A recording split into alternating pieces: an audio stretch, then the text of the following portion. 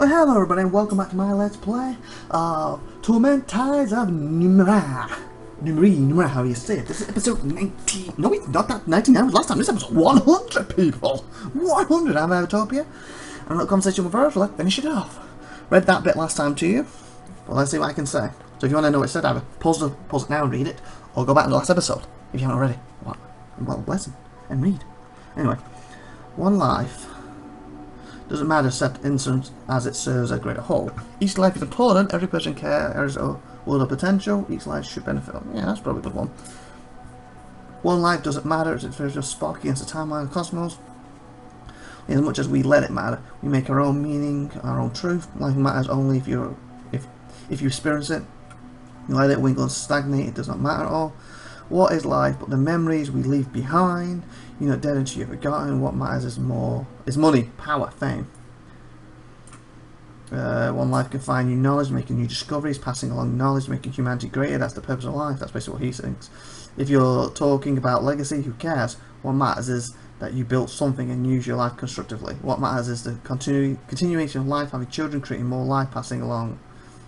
Doesn't matter except each life is important, every person carries a world of potential, each life should benefit. Yeah. Admirable belief and one I share. I'll remember that. That's what they entirely. From within her robes, she produces a small clean box. A stylized version of the changeling god's sigil is embezzled across the top of it. This is the Mercaster of Castoff's name, Zirani. One brother looked into it once and reported seeing Ziran in the fields of Osum and later speaking with Masa. I highly recommend, not, what would I use? I can't even say what would I use. Highly recommend you take care of any unfinished business before you enter the mirror. You can change the past after all, anything might happen. Let me know when you're ready. Oh, I think we're ready. I'm ready now, let's do this. I will have other questions first. Okay, let me return. Let me have a look. Quests. It might cut these off. Finally, gate inside the necropods. This from Phoenix's note. It just gave me the note that is troubling him. You can figure out what it means. Maybe I can help him. Oh, okay. Do I have a note? Notey.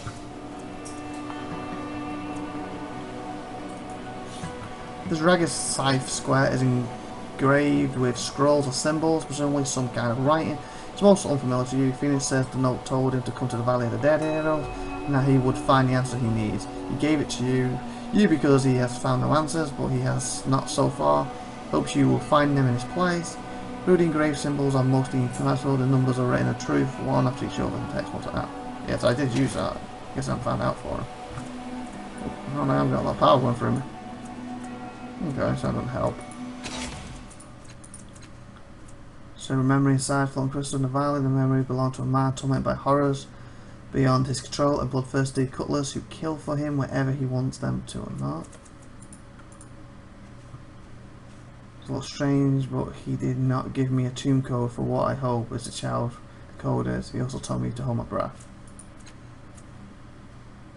Find help, that's what we're trying to do. Okay, so basically, is all this going to get wiped away? Meaning I've got to go back. Actually, can I even go back? Yeah, probably through that. And carry on through this cave and come back to it. Oh. I don't know. Yeah, that's something I could do. Anyone here I need to talk to? I guess I could save it before I go, couldn't I? So if it does completely wipe them out, I could always come back. Looks dark and cool inside this living structure. Unfortunately, the door is locked. Straight the cast off. Anything I've missed? Railway. I assume I collected this. Numbers tower juttering out of the ground. Looks like a weapon or an antenna of some kind. It makes soft hissing noise. It smells fairly of east. One would have a fantastic view of this plaza from the building on this Virgin Crag. This all feels extremely familiar. So I've been here before. It really contains living quarters, presumably for cast-offs who make a semi-permanent home here. The doors to the structure are locked at the moment. All right. What's happening here? This monument tapers to a narrow point from a distance. The obelisk, whatever you say that, appears several meters tall, but when you stand at the foot of it, some kind of optical illusion makes it look as through the obelisk keeps going, rising narrow and narrow into the wide. Touch it. The moment your fingertips grasp the dagger-like stone, your mind is seized by cold fingers and hurled high into the air. Shreds of cloud whip past, stars streak by you, and are lost in the void. Head of light blooms thread with silver ribbons of time. You plunge into the light, and a vision of the future unfurls. Whatever. You see yourself watching horizon with a thoughtful expression. No way, it's just a sneeze. What? The prophetic light fades, leaving you standing before the obelisk once more. You study the monument, frowning through the vision felt true. It hardly seems to have been worth all the effort. Perhaps touching it again will yield different results. Touch it again. Once more your mind plunges into the open sky, through the grasping void beyond, and into the waiting light that holds vision of the future. You see yourself staring mournfully at the half-eaten bowl of stew. It certainly looks good, but judging by your future self's expression, it wasn't utter disappointment. Vision clears, leaving you before the obstinate again. The vision was just apparently useless as the last. Perhaps this monument has more to show you. Touch it again. You return to the vision of you watching horizon sneezing. The vision clears, leaving you. Okay, that's nothing. Okay. What if I'm wasting a mortality? Okay. Yes. I'm hoping. Actually, let me save. Before we do anything else. Like, can we leave this place right now and go back? Because if we can't even leave the place, then let's just say leave, but we might say it's not working yet or something. Let's see. Oh, okay, it's working. I was hoping it would say it's not working yet, so I had to do that. Because I want to get on with the thingy, but also this other stuff. So that's the thing. Ready. There's so much things here I haven't done, isn't there? And the code location you already are. Tomb. I want screenshots. Remember that. 3431. Let's go back there and touch her. There's some code. Press the one buttons with the arrow on it. Press the buttons randomly. Press the center. And some code. Press the button counts with 1, 2, 3. Because I don't know which one. Let's go and have a look quick. Going in to get your choice. Oh, I have to type the codes in itself. I thought I had a specific location for stuff. Look away. I thought I had specific locations. The code to a location. Oh, there we go. Okay. Code to the first cast-off's tomb. Code to Charles' tomb. I think I've been. Let's just go down the list and have a look. Let's go down the list, shall we? This is Charles' tomb, though. This is where it just came from. Alright. For 3 foot. Yeah, that's what it said. That's already in Charles' tomb. Okay. It took us to that. Okay. So this must be the way I'm heading for that, then.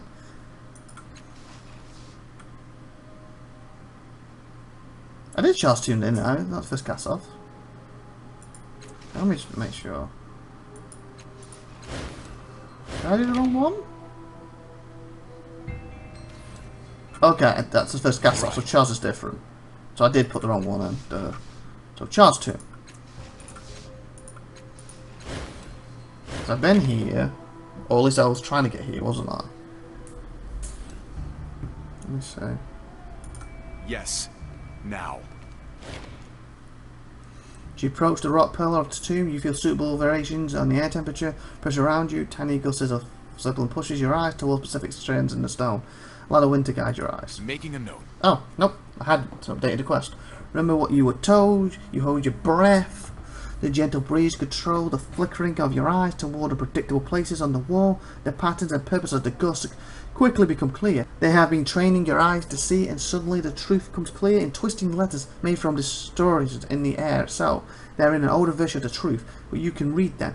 It's an FDR, and it bears the name Chasha Soul. That was the surname of the memorialist you met when you entered the Valley Ronan's capital. The wind has not stopped. Its suitable presence are trying to guide you to new patterns. Follow the wind's guidance. Words appear in the air, shrivered into being by the subtle gusts, and you read the tale. Come, you know, to the tomb of Chadel Sul. It stands empty, for her body is gone, wrenched away by the foul children to feed their endless gate and his infernal master. We rise this marker to commandment the life of our beloved, to swear undenying vengeance upon the man who stole her from us. Chadel Sul, her name will live forever. The shape hovers in the air a moment longer, and then the air ceases its relentless flight. The letters disappear instantly, and we all that remains the sound of your breathing. Allow the wind to guide your eyes again. Is it going to be the same as before? The breeze summons up the name of Charlotte and tells her story, how she was killed by the children of the Endless Gate, and her loved ones swore vengeance. When it has finished, the wind drops and the letter vanishes. Allow the wind to guide your eyes again. Same as it. The breeze, yeah. Come on. I'm going. This very quick one. Honour remains, honour always it is, not for us to know that end is true, only our actions is achieving. Finally my choice is made. Read the name black.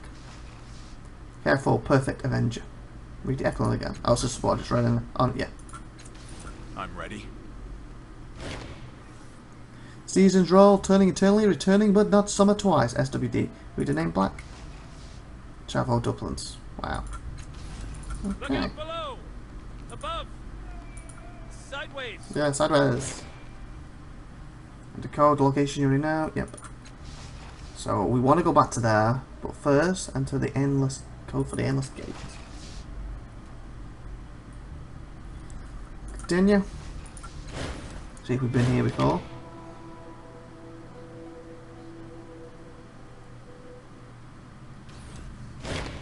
Oh, fudge. Time the gate's called. I'm making a note. Did not want to do this because it's going to end in like a minute. You can see the whites all around this man's eyes. His face is frozen in the original frenzy. Can you feel it? The power of the endless gate. It calls to us. It's time. Did you kill all these people? Where is the Lord, Infidel? Did you kill these people? They are released. Released us on the gate, and the glorious beings beyond join us in ecstasy. Before you can utter another word, the man's spine goes taut, his expressions become that of a towel being savagely wrung out, but his voice stays drenched in children's glee. They call us now! What? Join us? The master's beckon. Okay, we have to fight, good. Okay, good. I'm gonna save there before we get into a fight or something. So this is gonna be interesting. Let's save and we'll end this episode a little early. So please like, please subscribe, please see you next time. Please have a great day out there and a wonderful day and week, and share this video. I'll be IVATOPIA. See you next week. Bye.